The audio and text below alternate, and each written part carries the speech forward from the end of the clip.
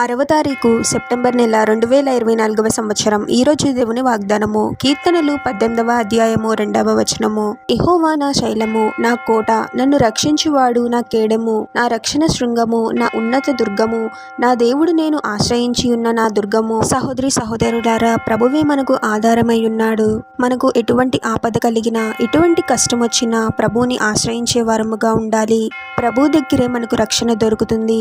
ప్రభువుని రక్షకునిగా అంగీకరించిన వారముగా మనకు ఎన్నో రకాల శ్రమలను అపవాది కలుగజేస్తూ ఉంటాడు. మనల్ని మానసికంగా, శారీరకంగా కృంగదీయాలని ప్రయత్నిస్తూ ఉంటాడు.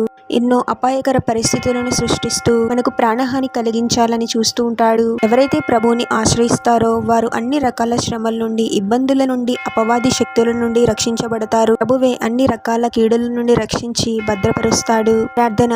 పరిశుద్ధుడుగా యేసుక్రీస్తు ప్రభువా, మీ పరిశుద్ధమైన పాదాలకు వేలాది వందనాలు, స్తుతులు, స్తోత్రాలు చెల్లించుకుంటున్నాము తండ్రి. మరొక నూతన దినములోనికి మమ్మల్ని క్షేమంగా ప్రవేశింపచేసిన దేవా, మీకే స్తోత్రం ప్రభువా. ఈ లోకంలో ఎన్నో అపాయకర పరిస్థితులు ఉన్నాయి తండ్రి. ఎన్నో రకాల కీడులు జరుగుతూ ఉన్నాయి ప్రభువా. ప్రతిరోజు ఎంతో మంది మరణిస్తూ ఉన్నారు తండ్రి. ఈ రోజు మేము సజీవంగా ఉన్నాము అంటే అది కేవలం మీ కృపయే తండ్రి. ప్రతిదినము, ప్రతి క్షణము మీపై ఆధారపడుతూ జీవించే వారముగా మమ్మల్ని దీవించండి ప్రభువా.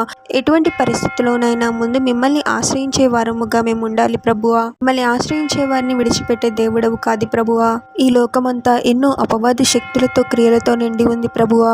ప్రతి క్షణము మీరే మాకు తోడుగా ఉండి అన్ని రకాల కీడుల నుండి మమ్మల్ని రక్షించి మీరే మమ్మల్ని భద్రపరచమని ఈ ప్రార్థనలో ఏకీభవిస్తున్న ప్రతి ఒక్కరిని పేరు పేరున దీవించి ఆశీర్వదించి అభిషేకించమని, వారు చేసే ప్రతి పనిలో మీరే వారికి తోడుగా ఉండి వారిని అన్ని కీడుల నుండి, అపాయాల నుండి మీరే వారిని రక్షించమని మా మనవులన్నీ యేసుక్రీస్తు వారి పరిశుద్ధ నామంలో అడిగి వేడుకొనిచున్నాము తండ్రి. ఆమేన్.